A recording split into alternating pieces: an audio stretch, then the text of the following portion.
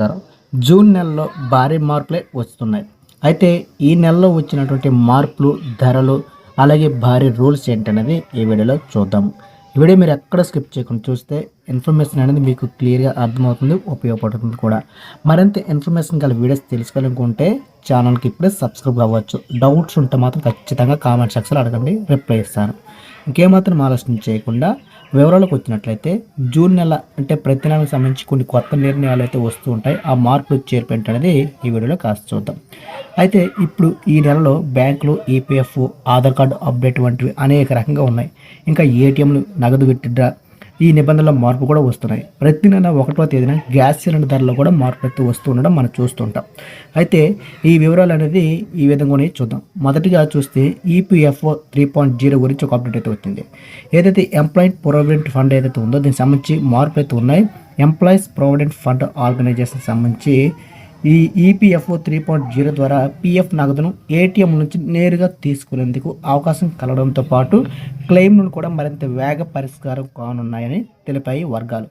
ఇకపోతే ఆధార్ కార్డుల అప్డేట్ సంబంధించి కూడా కొంత అప్డేట్ అయితే వచ్చింది. అయితే కేంద్ర ప్రభుత్వం గత సంవత్సరం నుంచి గడువు పొడిగిస్తూనే ఉంది. అయితే తాజాగా గడువు అనేది జూన్ 14 వరకు ముగుస్తుంది. ప్రస్తుత గడువు మై ఆధార్ యాప్ ద్వారా వివరాలు ఉచితంగా అప్డేట్ చేసుకోవచ్చు. ఆధార్ సేవా కేంద్రాల్లో 50 రూపాయలు చెల్లించి వివరాలు అప్డేట్ చేసుకోవాల్సి ఉంటుంది. ఇకపోతే ఏటీఎం నుంచి నగదు విత్డ్రా సంబంధించిన నిబంధనలు కూడా వచ్చాయి. జూన్ 1 నుంచి ఏటీఎం నుంచి నగదు విత్డ్రాపై ఛార్జీలు అమలులోకి వచ్చే అవకాశం ఈ విధంగా ఉన్నాయి. అవేంటో చూద్దాం.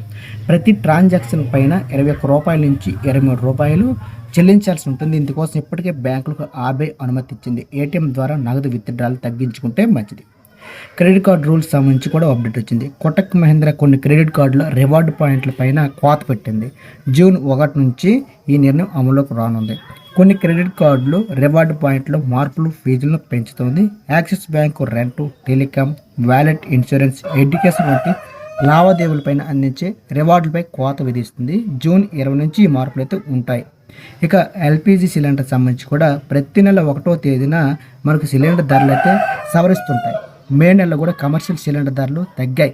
మిగిలిన వాటిలో ఎటువంటి మార్పులు లేదు. ఈ నెల 1వ తేదీన గ్యాస్ సిలిండర్ ధరలో వచ్చే మార్పు కూడా వస్తున్నాయి. అయితే కాస్త తగ్గిందనే ఈసారి ఈ నెలలో మనకైతే అప్డేట్ అయితే వచ్చాయి. ఫిక్స్డ్ డిపాజిట్ సంబంధించి కూడా అప్డేట్ వచ్చింది. జూన్ 6వ తేదీన సమావేశం జరగనుంది. ఇందులో రెపో రేటును ఆర్బీఐ తగ్గించే అవకాశం ఉంది. ఈ నిర్ణయానికి అనుగుణంగా బ్యాంకులు ఎఫ్డీ రేట్లను భారీగా తగ్గించే అవకాశం ఉంది. వాహనాలకు సంబంధించి రుణాలు తీసుకునే వారికి ప్రయోజనం చేకూరే అవకాశం ఉంది. ఇకపోతే బంగారం ఏదైతే ఉందో, బంగారం ఎవరైతే లోన్ పెట్టి ఉంటారో కదా, లోన్ పెట్టిన వారు కూడా మరొక అప్డేట్ అయితే వచ్చింది. 2025 లోపు ఎవరైనా సరి చేసుకుంటే ఈ రూల్స్ వర్తించవు. కానీ 2026 తర్వాత 2 లక్షల లోపు ఎవరైనా లోన్ పెట్టినట్లయితే వారికి రెన్యువల్ నుంచి మినహాయింపు ఇచ్చినట్లుగా సమాచారం అయితే వస్తుంది. ప్రస్తుతానికి వచ్చిన అప్డేట్స్ ఇది. సో చూశారు కదా, వీడియో మీకు నచ్చితే లైక్ చేయండి, షేర్ చేయండి. మరింత ఇన్ఫర్మేషన్ కోసం ఛానల్ డైలీ ఫాలో అవుతుంది. జై హింద్.